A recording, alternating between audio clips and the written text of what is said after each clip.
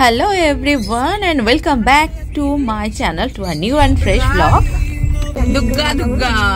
দুগ্গা করে বেরিয়ে পড়েছিলাম আর আজকের ব্লগটা একটু পিছিয়ে গিয়ে তোমাদের একটু দেখাশোনা মানে চেনা জানা ব্লগ দেখে মনে হচ্ছে না?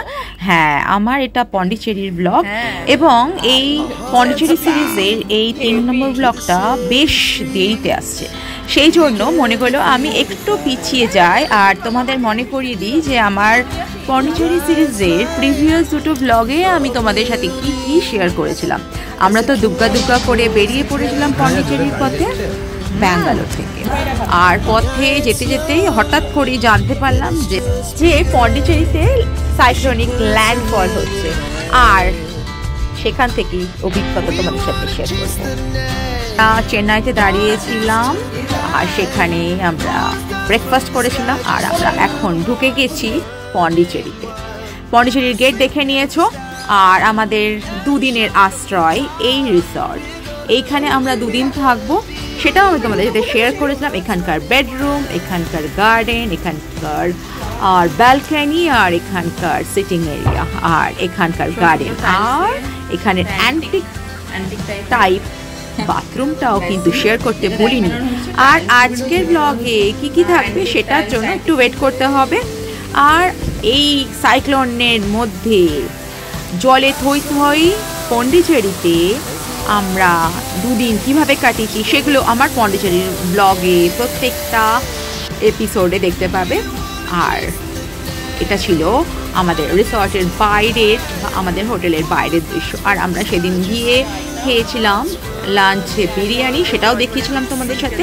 আমি এনজয় করছিলাম ব্যালকনিতে বসে বৃষ্টির মধ্যে। এই হচ্ছে আমরা স্পটে, দ্য স্পট। আর এই হচ্ছে প্রচন্ড ভয়ঙ্কর জল, বৃষ্টি দেখতেই পেলে পন্ডিচেরি প্রায় ডুবু। হ্যাঁ, সাইক্লোনিক ল্যান্ডফলটা হয়েছিল পন্ডিচেরিতে সেই দিন, আর সেই দিনেই আমরা বেরিয়ে গেছিলাম সন্ধ্যাবেলায় অজানা উদ্দেশ্যে। যদিও উদ্দেশ্য ছিল সেটা ছিল ক্যাফে হপিংয়ের।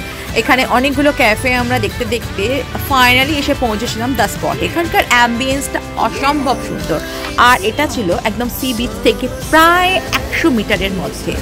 আর আমি সেখানকার অ্যাম্বিয়েন্স আমাদের সাথে শেয়ার করেছিলাম এদের ফার্স্ট ফ্লোর থেকে যে ভয়ঙ্কর সমুদ্রের ওয়েভস, সমুদ্রের যে ঢেউ, সেটা তোমাদের সাথে শেয়ার করেছিলাম। তোমরা নিশ্চয়ই বুঝতে পেরেছিলে কীরকম ভয়ঙ্কর পরিস্থিতিতে আমাদের এই পন্ডিচেরি ট্রিপটা ছিল। আর ওখান থেকে আমরা কিছু স্ন্যাক্স খেয়েছিলাম ইভিনিংয়ে। চেরিও ভীষণ এনজয় করেছিল, পাস্তা, সেটাও তোমাদের সাথে শেয়ার করেছি। আর এই থই জলে আমাদের গাড়ির চাকা ডুবে গেছিলো, সেই অবস্থাতেই আমরা ফিরে এসেছিলাম আমাদের হোটেলে। আর তারপরে দিন সকাল থেকে আজকে আমার ব্লগটা শুরু করছি, সেই জন্যই কিছুটা পিছিয়ে গিয়ে কিছুটা তোমাদের মনে করিয়ে দেওয়া আমার পন্ডিচেরির ব্লগ। আর এই ভয়ঙ্কর দুর্যোগের মধ্যে ড্রাইভ করাটা ভীষণ চাপের ছিল। এটাও দেখতে চাইছি, এটাও দেখতে চাইছি, কিন্তু তুই রাস্তা দেখ, আমি তোকে বলছি কি পাচ্ছি না আমি সামনে কিছু। কোথায় গেল তোমার এটা? বারবার করে আমাদের জানলার কাঁচ পরিষ্কার করতে হচ্ছিল, মানে মুছতে হচ্ছিল, যাতে কিনা ইজিলি স্মুথলি ড্রাইভ করা যায়। এই তো আমাদের স্ট্রেট বাড়ি।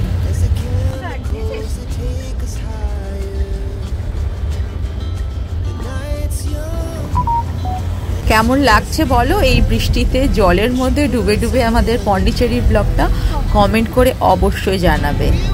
আর পুরো ব্লগটা তো এখনো শুরুই হয়নি, এই পন্ডিচেরি সিরিজের 3 নম্বর এপিসোড। তো নেক্সট ডেতে তোমাদের সাথে এই ব্লগেই দেখা হচ্ছে, আর পুরো ব্লগটা দেখে কিন্তু comments. Tomorrow, the next day. Cherry, কি করছো? এই হয় অর্ধেক টাইম। Cherry, good morning.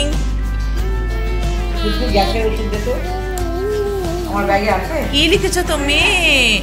আর এই চলছে আমাদের চা বানানো। আছে রুমাল, কালকে রেখে গেছি।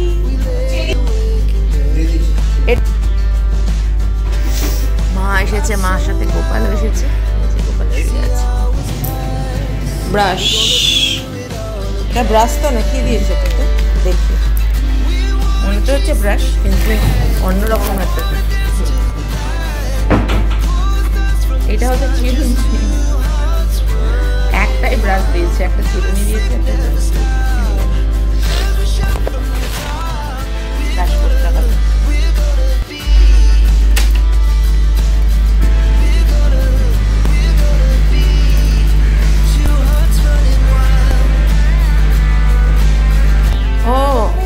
আজকের ব্রেকফাস্ট দিয়ে গেছে প্রপার্টি থেকে, এই হচ্ছে কমপ্লিমেন্টারি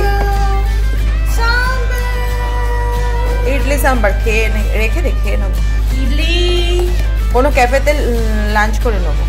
আমি এখন ক্যাফে থেকে রেডি হয়ে থাকবো, বলবো এসে নিয়ে যাবো, অভিজিৎ যদি চলে আসে। চলো, এই হচ্ছে ব্রেকফাস্ট। আগে চা খাই, চা করে তারপরে ব্রেকফাস্ট করবো, করে বেরোবো। জাস্ট 10, ওকে? 10টার মধ্যে বেরিয়ে যাবো। এখন কিন্তু বাজে 9:30 বাজে মনে হয়, 9টা বাজে। আর প্ল্যান করেছি 10টাতেই বেরোতে হবে। চা বানায় এদের হয়ে গেছে খাওয়া, চা আমার বাকি, ইডলি আর এইসব চায়ের সরঞ্জাম দেওয়া রয়েছে। আর আমি আর কাপ তুললাম না, আমারই নিয়ে এসে ক্যারি করেছিলাম, এটাতেই করবো। চা বানানোর সাথে সাথে তোমাদের সাথে আজকের প্ল্যানটা আমাদের কি ছিল সেটা শেয়ার করি।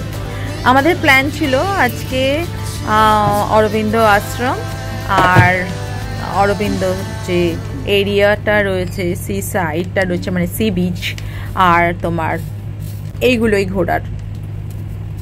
কিন্তু এতটাই বৃষ্টি, বেরোনোর খুবই ইম্পসিবল, এবং যখন সাথে বাচ্চা থাকে।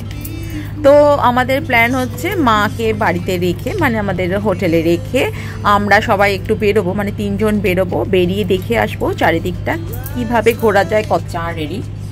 আর তারপরে মাকে নিয়ে আবার বেরোবো যদি বাইরের অবস্থা ভালো থাকে। সিটগুলো সব ভিজে, মানে কালকে এইটুকু পর্যন্ত আসতে পারিনি, এই পোর্শনটাতে। এই যে প্রপার্টির এখানে 20, এটা হচ্ছে 207 রুম। গদিগুলো ভিজে গেছে মনে হয় এদের। এই হচ্ছে এখানে 206, আর এই হচ্ছে রোড। হ্যাঁ, আমাদেরও যাওয়া সম্ভব নয় উইদাউট গাড়ি, গাড়ি ছাড়া যাওয়া সম্ভব নয়। এইটাতে 200 মিটার জল, তারপর তো জল নেই না। হ্যাঁ, তাও ঠিক। রোড প্রায় হাঁটু পর্যন্ত জল। সেই জল ডিঙিয়ে আমাদের অ্যাডভেঞ্চার শুরু হচ্ছে কি না পন্ডিচেরিতে অরবিন্দ আশ্রম, ফ্রেঞ্চ কলোনি আর সি বিচ। আর ছিল লাঞ্চে কোনো একটা ক্যাফে অথবা রেস্তোরাঁ। কালকে রাতে তো দেখাতে পারিনি। এই হচ্ছে সিচুয়েশন পন্ডিচেরির।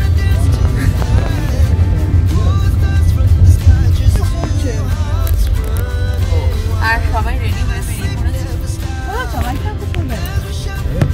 বীজ খোলা নেই না? থাকে নাকি বীজ খোলা? এই দুর্যোগের মধ্যে বীজ তো আরোই বন্ধ করে দেবে। মাকে বলেছে রেডি হয়ে আছে, ব্রেকফাস্ট করে অলরেডি চলে গেছে।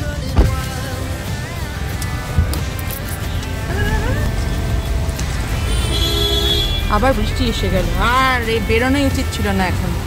হঠাৎ করে বৃষ্টিটা আসলো। এটা হচ্ছে নতুন অভিজ্ঞতা। হ্যাঁ, বর্ষাতে এই কন্ডিশন দেখে বুঝতে পারছি না আমরা সমুদ্রের মধ্যে আছি না আমরা পন্ডিচেরিতে ফ্রেঞ্চ কলোনিতে আছি। হ্যাঁ, পন্ডিচেরিটা 1954 পর্যন্ত ফ্রেঞ্চ কলোনিয়াল হিসেবেই পরিচিত ছিল। তারপরে এটা ইন্ডিয়ান টেরিটরি হিসেবে মান্য করা হয়। তো আমরা সেই হোয়াইট টাউনের দিকে এগিয়ে চলেছি। দুপাশের বিল্ডিংগুলো অসম্ভব সুন্দর। এই জায়গাটাকে না, এই বিল্ডিংগুলো আর তার কালার, তার আর্কিটেকচারেই একটা অনবদ্য রূপ দিয়েছে। এখানে সবাই আসে ফটো তুলে নিয়ে গিয়ে মেমোরি হিসেবে রাখার জন্য। সেই মন্দিরটা না, না এইটা না।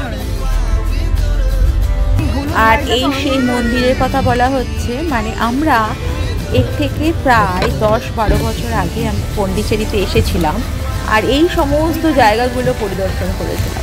তো সেই মন্দিরটার কথাই আমরা ইন্ডিকেট করছি, বুঝতে পারছো। আর এই হচ্ছে অরবিন্দ আশ্রমে আমরা পৌঁছে গিয়েছি। এই সামনে Aurobindo Ashram. This interconnected block of houses called the ashram main building. পাশেই সমুদ্র, খুব চাপের। এখানে শু রাখতে হবে। This is the Aurobindo ashram. The ashram surrounds a tree-shaded courtyard, at the center of which lies flower-covered samadhi. The white marble shrine holds in 2 separate chambers the physical remain of Sri Aurobindo and the mother. Okay. Mobile switch off করতে হয়েছিল, ভিতরে কোনো রকম photography videography allowed নয়, তোমাদের সাথে আমি share করতে পারলাম না। এবার পায়ে হেঁটে যাব বিচে, সামনেই বিচ আছে। ও মাই গড, কিন্তু এখানে খুব রিস্কি, মোবাইল ফোন মেনলি। রাস্তার চারপাশে গাছের পাতা পড়ে আছে আর ভাঙা ডাল, যেগুলো মিউনিসিপ্যালিটি থেকে অনেকটাই সরিয়ে নিয়েছিল। দেখেই বুঝতে পারছো ভয়ঙ্কর পন্ডিচেরি। আমাদের মতো অনেকেই বেরিয়ে পড়েছিল, কতক্ষণ আর ঘরে বন্ধ হয়ে থাকবে। দেখিয়ে দিই, যখন এর আগেবার এসেছিলাম এই বিল্ডিং এর নিচে ছবি তুলেছিলাম মনে আছে, আর এই সামনের বিচে গেছিলাম সেটাও মনে আছে। এই হচ্ছে বিল্ডিং। সব টুরিস্টও এসেছে, কি করবে, কতক্ষণ আর বেচারি এরা সব থাকবে, বেরিয়ে গেছে। এই সেলফি তুলছে, আচ্ছা ব্লগও করছে, সবাই ছবি তুলছে।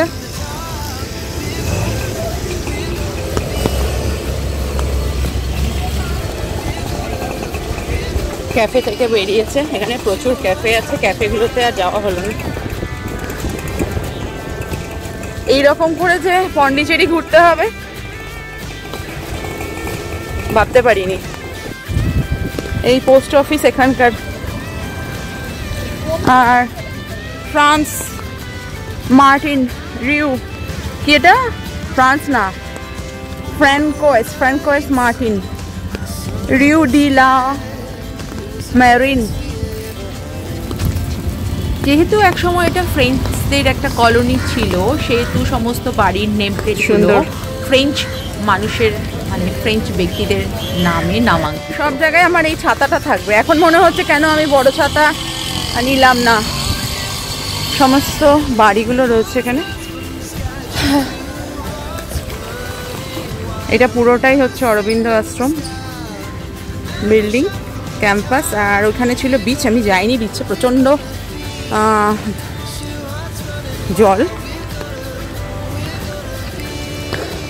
গাড়িও চলে এসছে, লাকিলি এটাই খুব ভালো হয়েছে।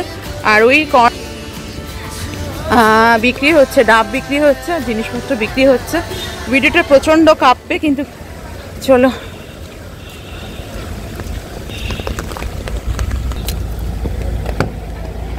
নামবি নাকি? রিস্ক হয়ে যাবে ভাই বিচে যাওয়া। হ্যাঁ বললো সেটা। একটা পার্ক আছে, পার্কে কি দারুণ না। বৃষ্টির মধ্যে সবাই রেনকোট আর ছাতা নিয়ে বেরিয়ে পড়েছে পন্ডিচেরির রাস্তায়। আর আমি নিজেও জানি না আমাকে চন্দ্রানী আর অভিজিৎ কোথায় নিয়ে চলেছে। অভিজিৎ নিজে ড্রাইভ করে চলেছে আর আমি অজানা উদ্দেশ্যে। এখন যাচ্ছি বিচে। এখানে পুলিশ দাঁড়িয়ে রয়েছে, অ্যালাউ নয় কখনোই, ব্যারিকেড দেওয়া রয়েছে, এর বাইরে যেতে পারবো না। সাইক্লোনিক ছাতাও রাখা যাচ্ছে না, এত। ও মাই গড, ও মাই গড, ও মাই গড, কখন যে টেনে নিয়ে চলে যাবে কোনো ঠিক নেই। It's not possible. This is the promenade beach.